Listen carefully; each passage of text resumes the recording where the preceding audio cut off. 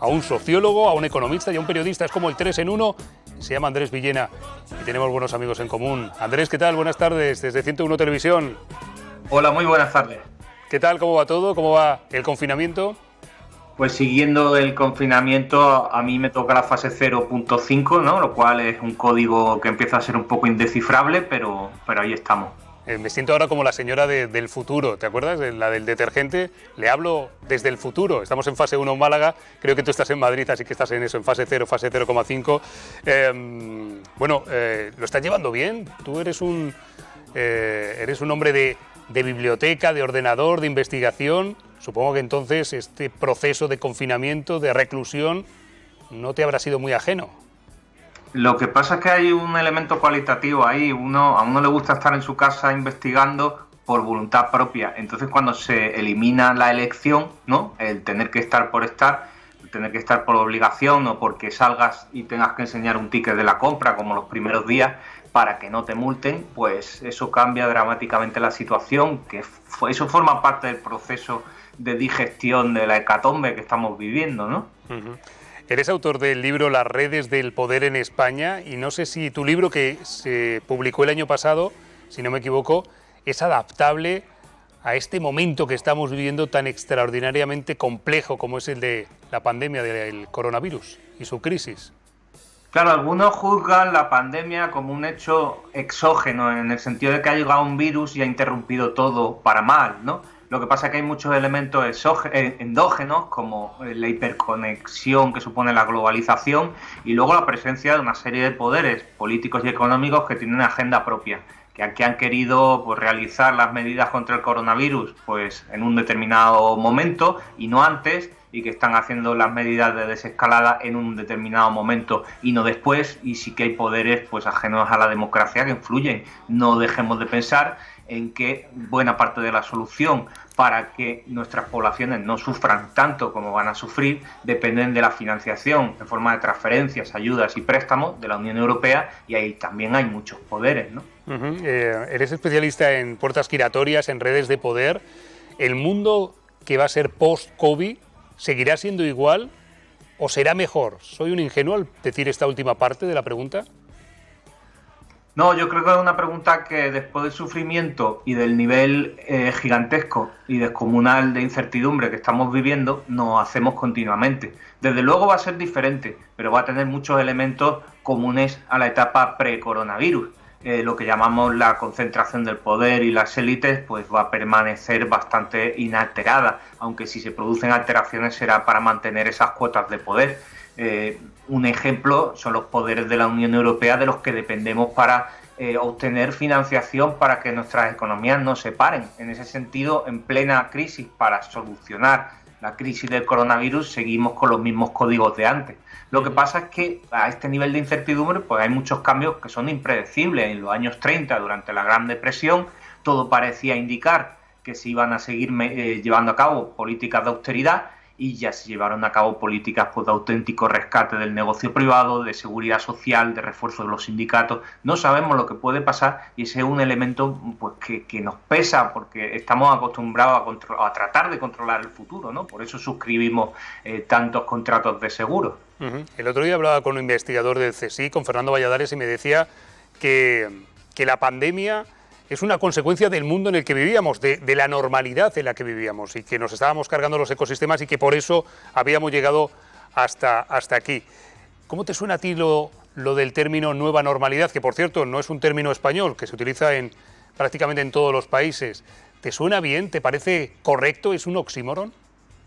Yo creo que es más un eufemismo de que los tiempos que había ya no van a volver, en el sentido de que hay una percepción, hemos pasado una percepción del riesgo prácticamente nula, es decir, yo me voy a una discoteca y me bebo una cerveza directamente de una botella, y eso es absolutamente, formaba parte de nuestra cotidianidad y nuestros derechos y nuestro bienestar, a una situación en la que yo no quiero entrar en una discoteca porque no me quiero morir o porque no quiero contagiar a mi tía, ¿no? Uh-huh. Es una percepción del riesgo pendular que ha cambiado de un polo a otro. Pero eso no tiene por qué ser ni bueno ni malo. Yo me referiría más bien a un nuevo contrato social. La gente está dejando de ir a aglomeraciones, salvo excepciones, que muchos medios amplifican, dejan de ir a aglomeraciones o dejan de salir a la calle durante un periodo para no contagiarse y para no contagiar. Eso es un nuevo contrato social, es un acuerdo social para la conservación de la sociedad. No sabemos en qué puede derivar eso. A lo mejor con esta percepción social del riesgo se incrementa el consumo en unas actividades deprimiéndose en otras, pero a lo mejor se incrementa el asociacionismo, también el populismo y las apelaciones a lo patriótico.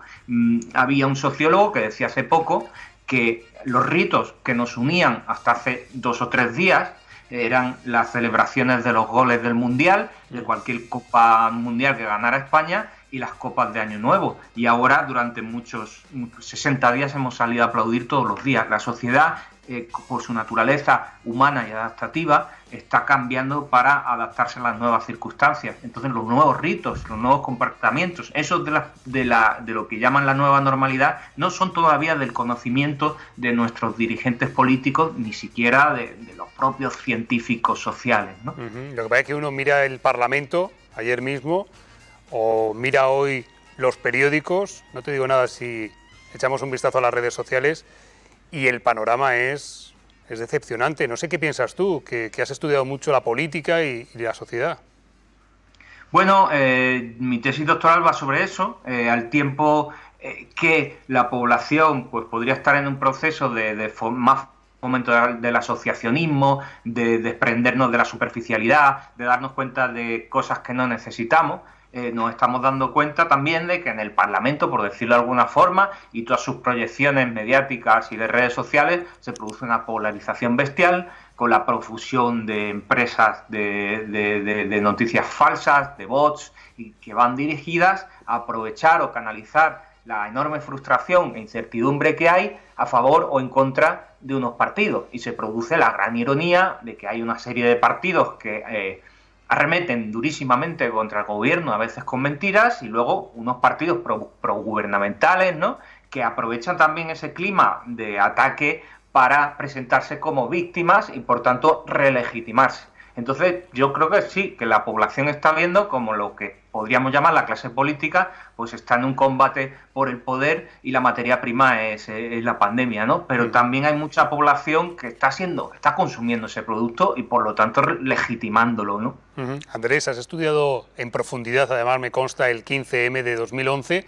¿Te parece que los movimientos que están llegando a las calles de España, que han empezado en Madrid, donde vives tú ahora, sería algo parecido a un 15M de ciertos sectores de la derecha?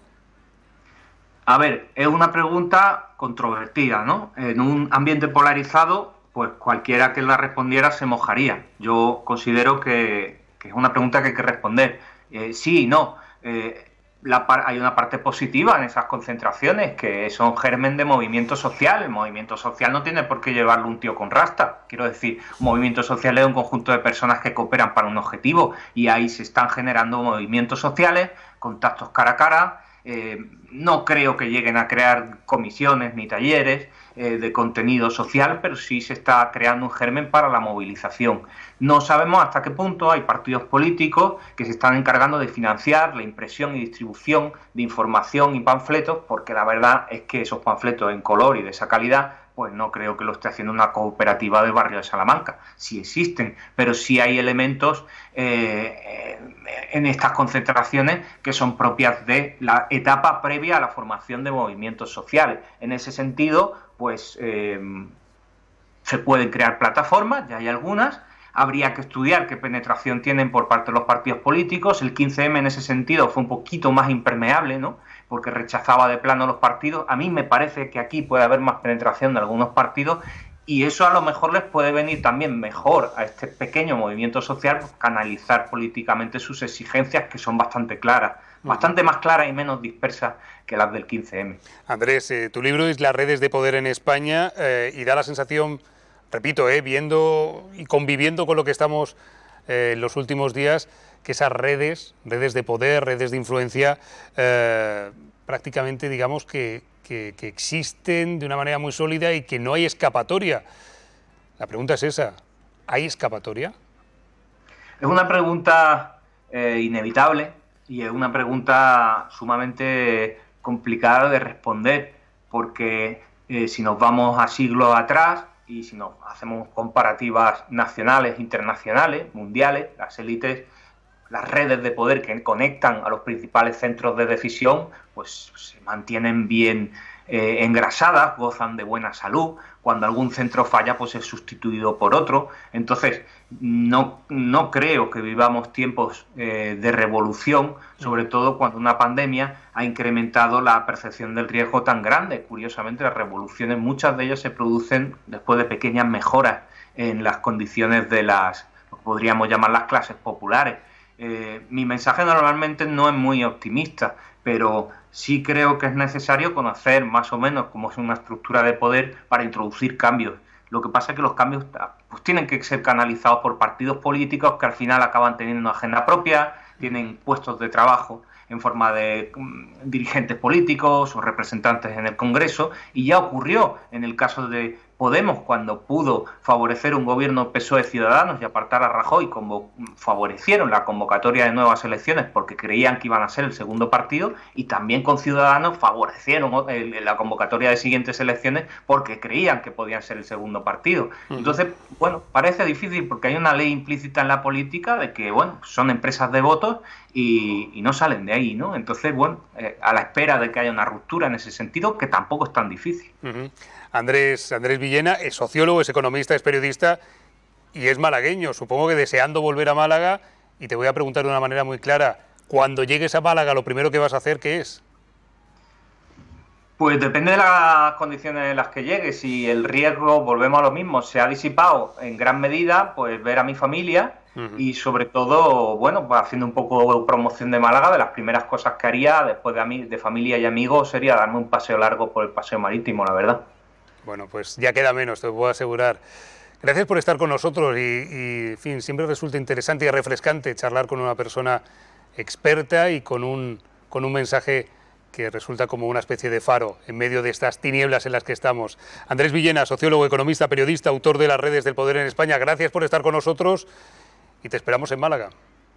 Muchísimas gracias a vosotros. Un abrazo, hasta luego.